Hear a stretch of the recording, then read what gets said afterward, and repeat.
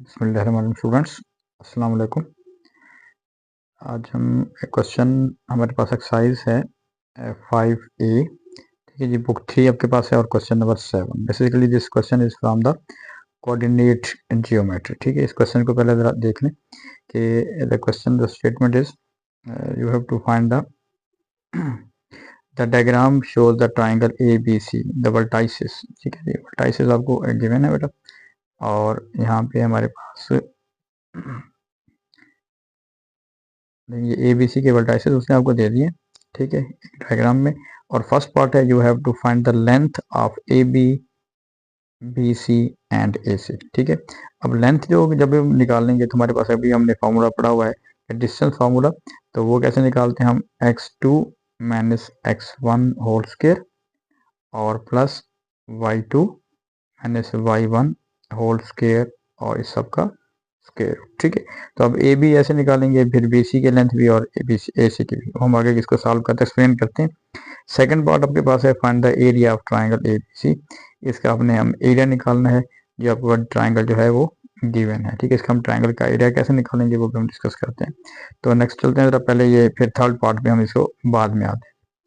अच्छा जी, अब इसमें देखिए यहाँ पे इसका सोल्यूशन आपको दिया हुआ है कि वर्टाइसेस आपको दिए हुए हैं ए बी सी के। तो हमने यहाँ पे लेंथ ऑफ ए बी निकाला है, फॉर्मूला वही यूज़ किया है जी, x2 minus x1 whole square plus y2 minus y1 whole square. ठीक है, तो इसका कॉन्सेप्ट ये आप ध्यान में रख लिया करें, जब आप a और b को फोकस कर रहे हैं तो आप a के ऊपर x1 y1 और इस तरह b के ऊपर जो है x2 y2 यूज़ कर लेंगे तो हमारे लिए आसानी हो जाएगी। ठीक है, तो x2 minus x1 whole square, पहले x2 ये वाला है जी, और फिर x1 ये है, x2 minus x1 whole square.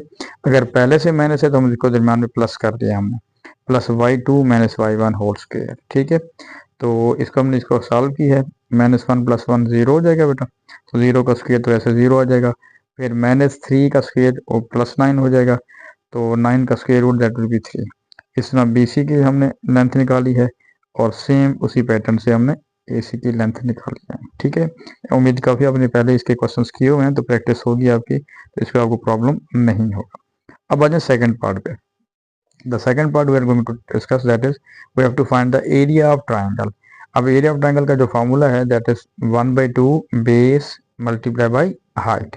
अब इसमें इंपॉर्टेंट बात देखिएगा, अगर आप इसको डायग्राम पे हम दोबारा चलते हैं सॉरी, देखें अब इस डायग्राम में हमारे पास जो चीज़ आ रही है कि ये राइट एंगल ट्राइंगल आपको नज़र नहीं आ रहा, लेकिन अगर हम यूँ करें कि ये इसकी हाइट जो है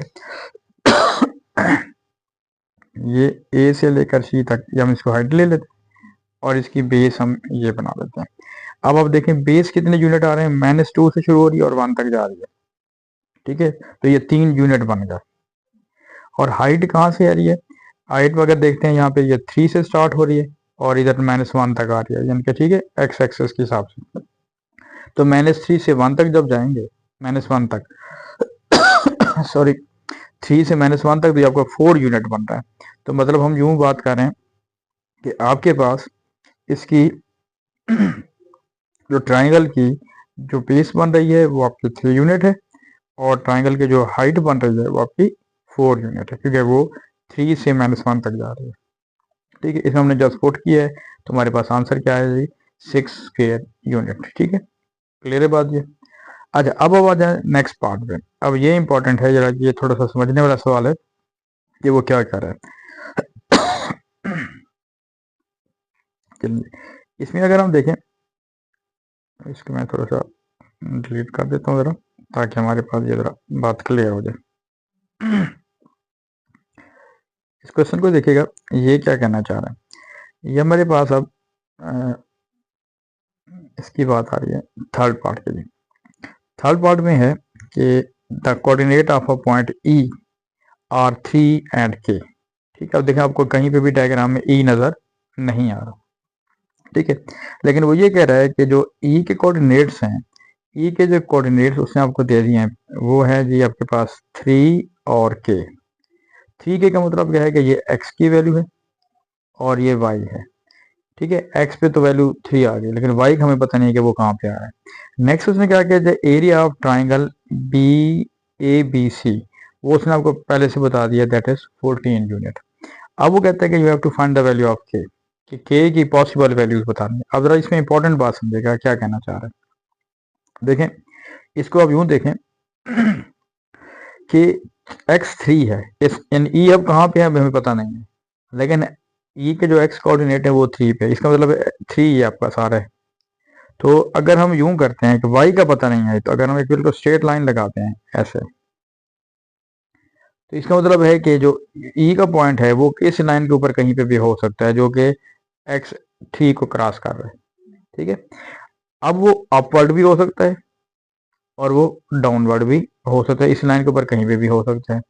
अब अगर फॉर एग्जाम्पल हम यूं कर लेते हैं कि लेट करते हैं, सपोज मैं कर रहा हूँ कि मैं कहता हूँ जी हमारा जो ई है पॉइंट वो यहाँ पे, ठीक है। अब आपके पास क्या है जी, एरिया ऑफ ट्राइंगल, उसने आपको बता दिया है कि एरिया ऑफ ट्राइंगल, कौन सी ट्राइंगल हमारे पास बन रही है जी, बी सी ई, बी सी ई, वो उसने पहले बता दिया जो वो 14 यूनिट स्क्वायर है। अब इसका मतलब क्या होगा, बी यहाँ पे है, सी यहाँ पे है और ई हमारा ये आ गया, ठीक है। अब मैं इसको अगर थोड़ा सा रेस कर देता हूँ इस लाइन को ऐसे। अब हम क्या कर रहे हैं, हाँ जी, अब देखें मैं इसको अगर ट्राइंगल को यूं मिला दूं ऐसे, ऐसे और ये ऐसे, ये ट्राइंगल बन गया आपके पास, ठीक है। ये क्या बन गया, ये जो बी और ये सी और ई। अब इसका उसने बता दिया कि एरिया आपको बता दिया कि दैट इज 14। तो एरिया ऑफ ट्राइंगल का फॉर्मूला हमारे पास क्या होता है, 1/2 बेस मल्टीप्लाई बाई हाइट।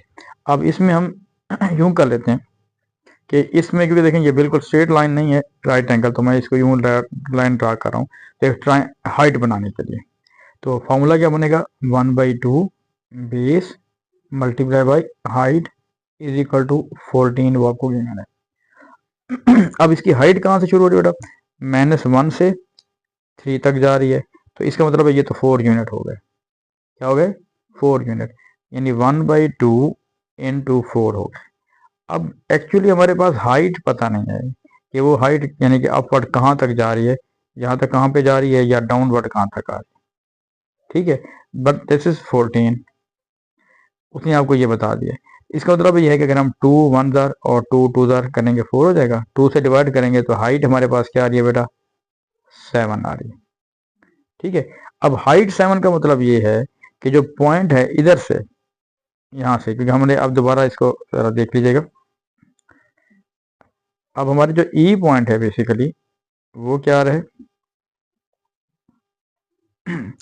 ई की मैंने में कहा था कि जो हाइट या तो ई जो है सी से, क्योंकि 3 पे है ना यहाँ पे ऐसे, x3 है, ठीक है, और जो y आपके पास वैल्यू वहां तक आ रही है।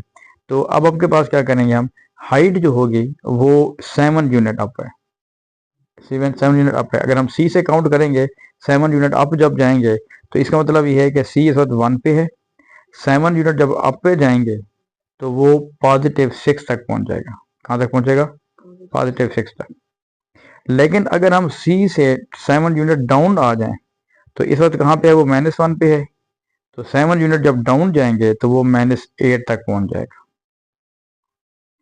इसका मतलब है कि जो आपके पास के जो है, यानी जो y के कोऑर्डिनेट्स हैं, y कंपोनेंट है, वो आपके पास क्या हो सकता है, या तो 6 हो सकता है, या क्या हो सकता है आपके पास -8 हो सकता है, ठीक है।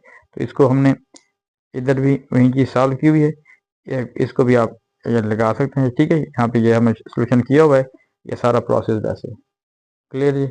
तो ये क्वेश्चन का जो क्वेश्चन है ये ज़रा इम्पोर्टेंट भी है, उसका जो लास्ट पार्ट है वो ज़रा काफ़ी तो समझने वाला है, फिर दोबारा भी ज़रा देख लीजिएगा, कोई प्रॉब्लम हो तो डिस्कस कीजिएगा, ओके।